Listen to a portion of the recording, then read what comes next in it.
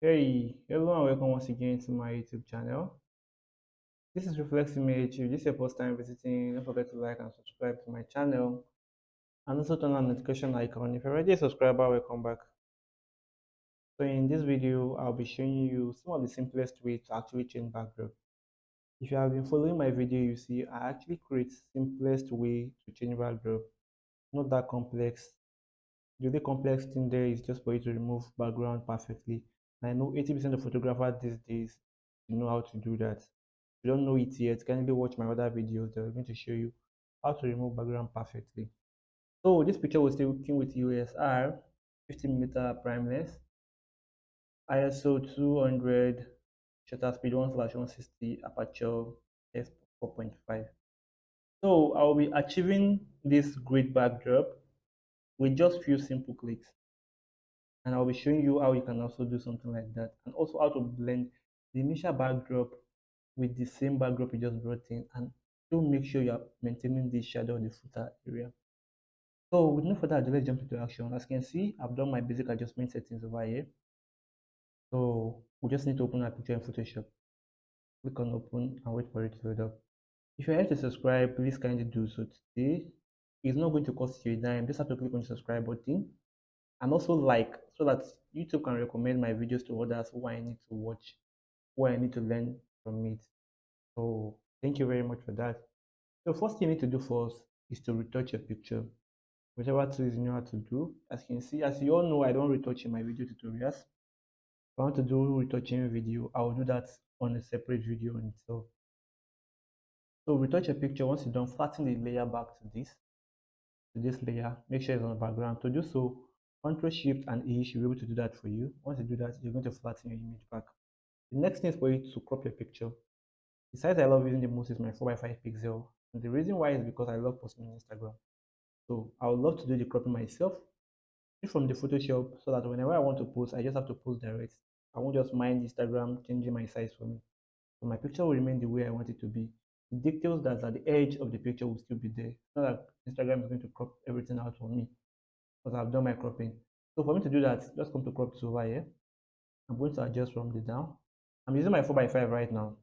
So no matter how I drag it, it's still going to remain in my 4x5 because I'm using a fixed ratio. Assuming there's no ratio here, that's when it's going to actually be cropping anyhow for me. But me using a fixed ratio right now is going to give me exactly the 4x5 I want, no matter how wide I drag it. So I'll click on my OK. That being said, right now, we're going to the next step. But I'll be doing the next step in the next tab because I've actually retouched the picture there, which is here. I've done the retouching, I've done a little bit of retouching on my picture. So the next thing we do right now is to Control J on it or Command J on MacBook. So let's name this our subject layer. What we need to do is we need to select our subject perfectly from the backdrop. So, but I already have my selection because I've worked on this picture at least 2 times. So removing the background again is going to take a little bit of time. So if you don't know how to remove background, kindly go and watch my previous video. As I said earlier on, watch my previous video. It's going to teach you how to do it, how to remove background perfectly when you want to do manipulation or when you just want to edit your studio picture. How to remove it perfectly is going to show you there. So that being said, right now, the next thing I need to do is to do what? Is to go to where my selection is. I'm going to load it up. You can see right now, I have my subject selected perfectly. Next time to do is just to right click on it, go to feather. Sorry, I'll make sure I'm on the selection tool. So I'll be picking my polygonal axle tool. I'll right click on it. I'll go to feather, make sure you're feathering by 2 pixels. The reason why I do feather by 2 pixels or I do feather at all is because whenever I bring in a new backdrop, it's going to blend in perfectly. If I'm not to feather it right now, the edges will be too sharp for my liking and it's going to look obvious that I removed the background from the picture and changed it. So once I'm done with the feathering right now, I'll just click on my marks over here. Once I click on my marks, you won't know what to just did right now. We've actually deleted our background. We've deleted our background from the subject. So we want to turn off my background layer, as you can see. We have our model, our subject on a separate background on this one. So let's turn this on back right now. So I'll go back to the background layer again and I'll click on Ctrl J again on it. This time around, I'm going to hold down my Ctrl key. Then I'm going to click on the marks of the subject layer. The reason we do that is to bring back the selection. So I'll just have to go to select, now select, I'll go to modify, go to expand. I'll be expanding by 8 pixels, then I'll click on OK. I'm done with that. You see all this area here, this whitish area, and this thing, we don't want it to be in our picture. So we are going to add it to the selection we did here by going to rectangle marquee tool, and make sure it's an addition. Don't forget, make sure it's an addition. So I'm going to select all the area I want to actually add to the selection. Select it this way, select it this way, select it from the floor area, select it here also again. Once I'm done, what I'll just need to do right now is to do what? I'll right click on it, then I'll go to fill. Under fill, I'm going to make sure I'm going to content away. I'll click on OK. Then I'll wait for it to load up. Let's see what it's going to give to us right now. And boom. Look at what it did for us. It filled everything up for us perfectly the way we want it to. So control to select, but we still have a little bit of blemishes over here. So pick your patch tool, circle from where you want to remove, sample to a cleaner area. Sample for where you want to remove, take it to a cleaner area. And do it for whatever area you want. Here also. So control to select. Control to select. So the next thing we're doing right now is to bring in the background. Unlike before that, we just go and do was smoothing the backdrop, this and that. But I don't think we need that in this particular video. We'll just have to bring in the background. We'll be going on a 1 minute short break. See you guys in the next 1 minute. So in case you're interested in getting any of my picture editing file, from my overlays down to my color lookup, which is my lot file, so you just have to scroll down to your video. So under the comment, this is my description. So it's not going to load the description for you. You just have to click on show more, click on it. So it's going to show all the options. Once it does that, just click on my store link.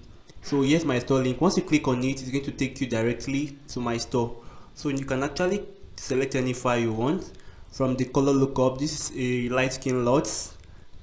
This is a feather which I use in my recent video. This is 100 premium baby overlays. This is my first video course. This video course entails on how to download all the files I want. The site I use in downloading all my files free of charge, including my Photoshop panels also. This includes my PNG files. This includes all my packs, all my picture editing files, my premium overlay, my PNG, my flying fabrics, my color lookup, my presets. So once you buy this, you've already bought everything apart from this one. So here is my flying fabrics. Here is my, in case you want to give me any project for me to work on. Here's my color lookup. Here is my background overlay, and here is my presets file. So in case you're interested in buying any one, you can actually go for them. The good news there is that you can actually buy your own currency, any currency of your choice. You can buy with any currency of your choice. So welcome back, guys. So we stopped at bringing in the backdrop. So let me go to my file manager and bring in the backdrop we'll be using. So we'll be using this particular backdrop over here. So let me go and drag it down to Photoshop. All these backdrop are available for sale. I'll be giving you this for free of charge. So drag it down to my Photoshop.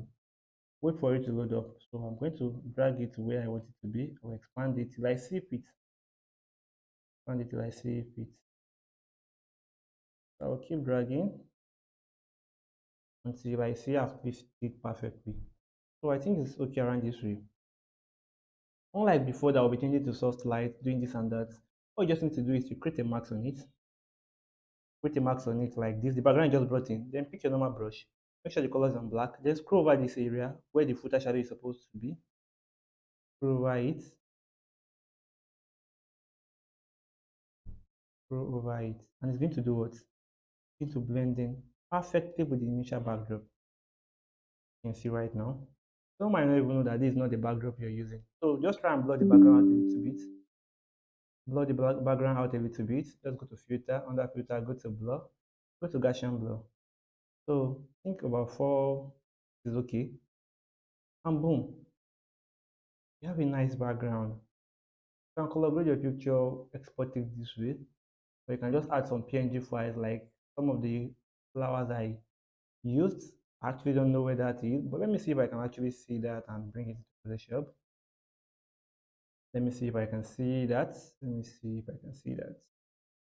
And bring it into Photoshop.